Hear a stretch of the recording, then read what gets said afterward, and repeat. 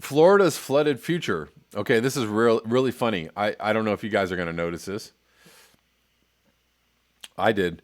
Florida's flooded future. Retreat while there's still time. With sea levels rising, Miami will be underwater by the end of the century. So, the end of the century is when Miami will be underwater. Here's a picture of 2020. It looks like Miami is underwater.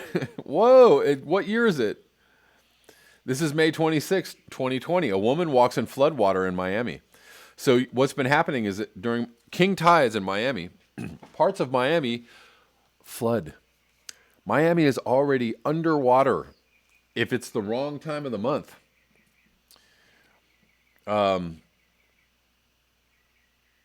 Right?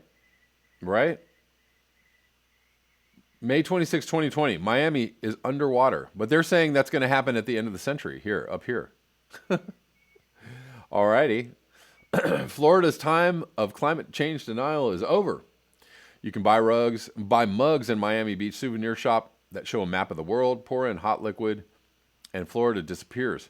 Climate change is real, appears on the sides of Miami's buses, and the issue is well covered in the local press. The Miami Herald appointed a special climate change reporter in 2017.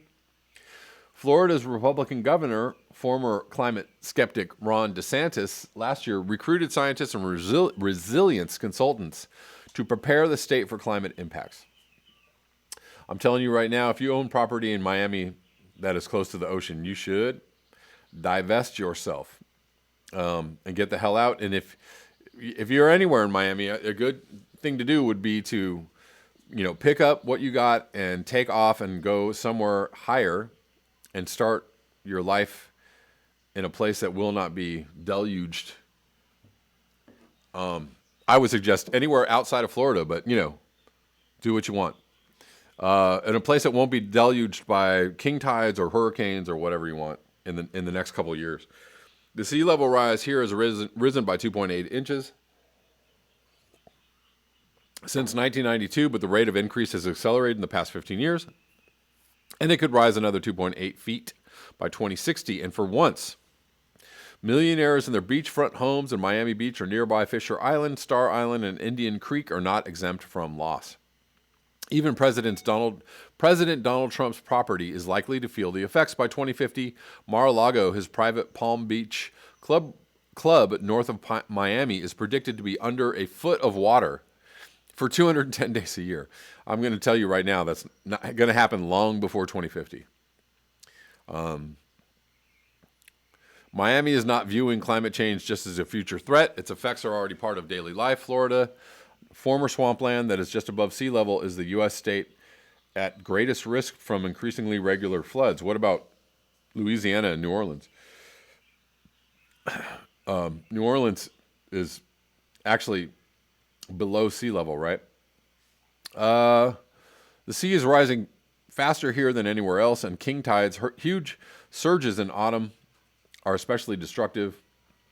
Drain outlets are below high tide level during the surges, so salt water enters the drainage system and bubbles up from storm drains, submerging roads and underground parking lots for days. In 2016, a photograph of an octopus washed up in a Miami Beach car park gained widespread attention. This recent surge phenomenon is called sunny day flooding. It sounds so great. It sounds so nice because it happens even when there is no rain. In some parts of the Florida Keys, the archipelago south of Miami, the 2019 floods lasted an unprecedented 90 days. That's just last year. So Miami is underwater. Parts of the Florida Keys are underwater 90 days a year already. There's another geological problem. Miami, unlike other coastal cities such as New York and New Orleans, stands on a bed of silt that acts like a sponge, so the encroaching sea also gets into freshwater aquifers and septic tanks. The ever higher seawalls erected by the city can do nothing to stop this.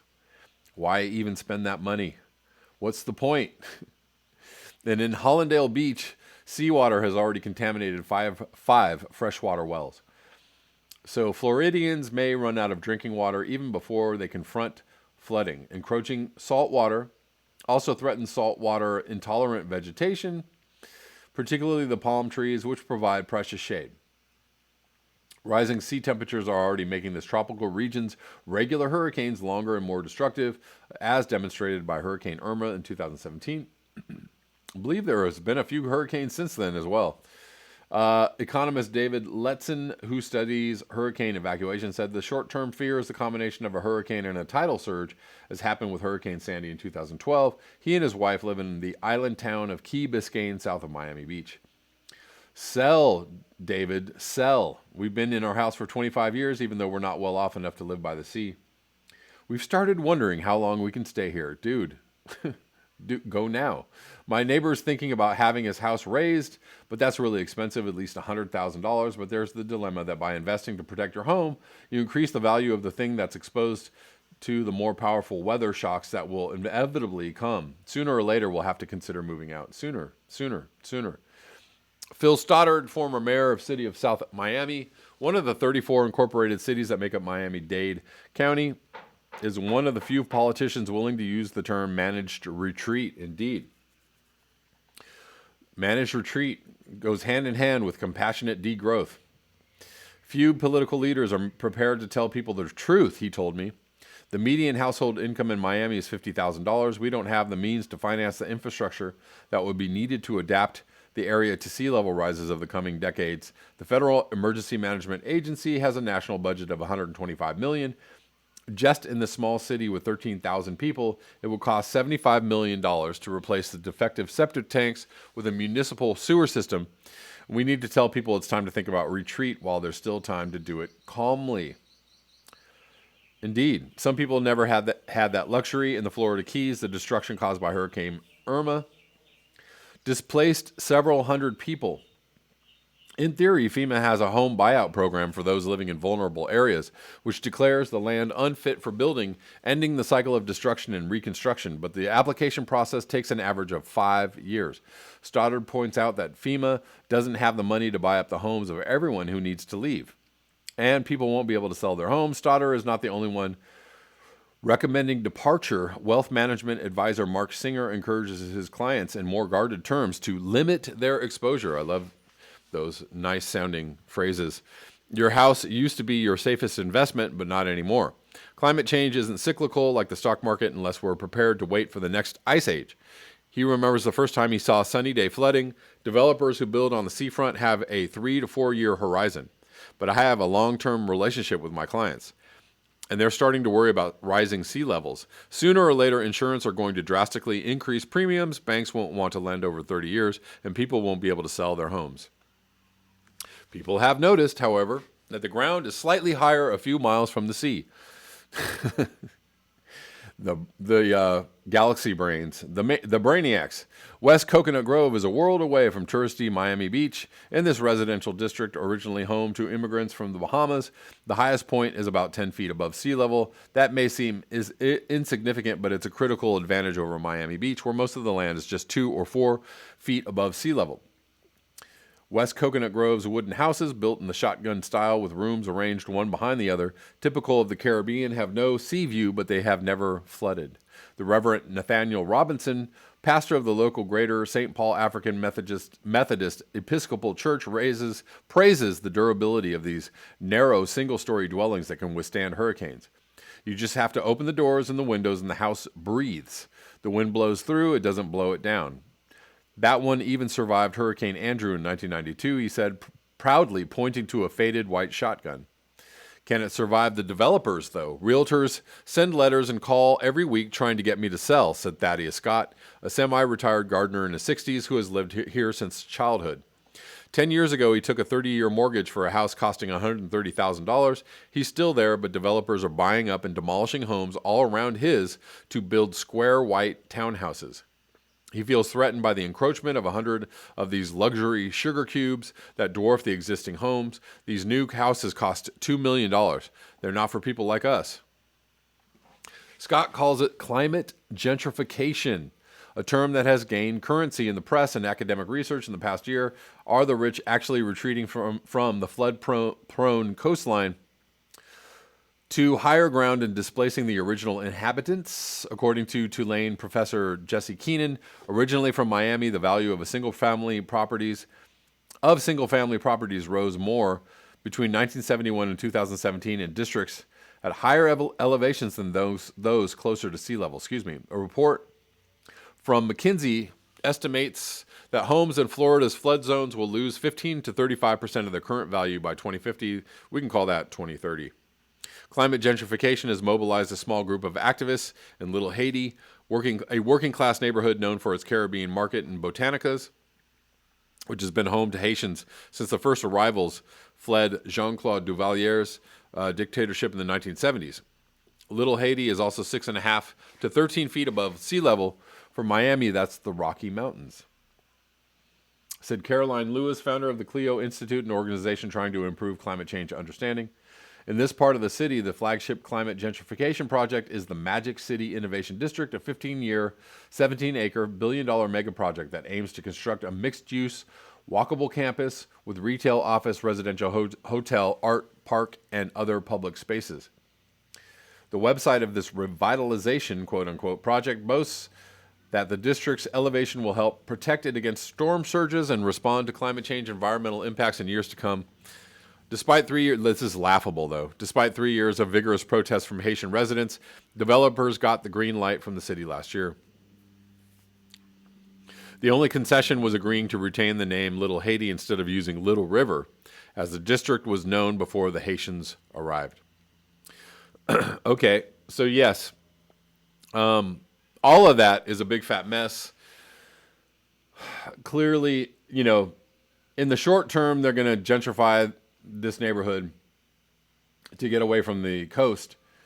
But in the long term, all of it is going to go away. So it doesn't really matter. Like, it just, it speaks to the delusion and the, I don't know what you want to call it. People are just really unable to accept the consequences of climate change. They refuse to take in the information and look at it realistically, right? Like, so whether you're 4 meters above or 4 feet above the water or 10 feet, eventually you're going to be harmed by climate change, whether not just sea level rise, right? Climate change is lots of other things. There's heat, there's humidity, there's hurricanes, there's all of those things. There's sea level surge, storm surge, right? A storm surge from a hurricane is going to wipe out everybody, whether, Little Haiti and everything else. If it's big enough and it's strong enough. So, but this little game that they're playing with, like moving all the rich people out off the coast and moving them into black neighborhoods and then, buying those neighborhoods out and gentrifying those neighborhoods. All of that is just so ridiculous. They are abused by the U.S. indeed, Gene. I agree. The problem is if you're really telling the truth about climate change, you would not, engage in all of this. We're going to develop this land over here. We're going to develop this neighborhood over here. We're going to move these people out, move these people in. You would just message to the people very simply, you will not be here. It most likely not be here in 20 years. So you can hang on for dear life and just wait for the day when that moment comes. Or you can urge and encourage people to just go somewhere else. You could say, like, look, this property isn't going to be worth much in 20 years. Probably, 30 years is the longest you probably have. So why don't we, develop some kind of way in which we can help people move out of their houses or move to somewhere else, fund their move to some other place. Let it go. Let it go. Hey, what's up? Oh, somebody wants to say hi. Hello. Are you here? Oh. Somebody thinks that they are a little dog in a big dog body. Okay. Yeah, it's so ridiculous. And I mean, I know that people really have strong ties to the places they live, especially in places like New Orleans, for sure in Miami. People live there for years and years. I understand. But, reality should be faced. And if you're going to just let the worst thing that you can do, the most abusive gaslighting thing that you can do is allow people to think that they're going to be okay where they're at when they're in a flood zone or, a hurricane path or a storm surge zone, they live in a place where that's going to be gone in 20 or 30 years. Allowing them to continue to exist in harm's way is the actual abuse, right? So if you actually cared about these people and you cared about people's lives and livelihoods and their generational wealth, you would encourage them. You would say, hey, look, this is what's going to happen. I'm just giving you this information. And if you need a little help getting somewhere else, we will help you. Right? Anyways. Moving on. One more thing just real quick before I sign off. This is from phys.org. Countries must work together on carbon dioxide removal to avoid dangerous climate change. Really? This is from yesterday. So I was just reading yesterday that the Paris Agreement actually states that there's no way to stay below their thresholds without carbon dioxide removal, which is not developed on a global scale. There actually is no technology that can remove carbon dioxide at a global scale. And they're depending on this to stay below the thresholds for avoiding catastrophic climate collapse. This is wild. The Paris Agreement lays out national quotas on CO2 emissions, but not removal. That must be urgently addressed, say the authors of a new study. Well, if you're going to address it, you better start addressing as fast as you can. The Paris Agreement aims to keep global temperature rise this century well below 2C. Well below. Yeah. Above pre-industrial levels, and to pursue efforts to limit it to 1.5C. Reaching these targets will require mitigation, lowering the carbon dioxide emitted through changes such as increased use of renewable energy sources and removal of CO2 from the atmosphere through measures such as reforestation and carbon capture and storage. Really. However, while countries signed up to the Paris Agreement have individual quotas they need to meet in terms of mitigation and have individual plans for doing so, there are no agreed national quotas for CO2 removal. Now, in a paper published today in Nature Climate Change, an international group of researchers have argued that to meet the Paris Agreement's targets, CO2 removal quotas cannot be allocated in such a way that any one country can fulfill its obligations alone.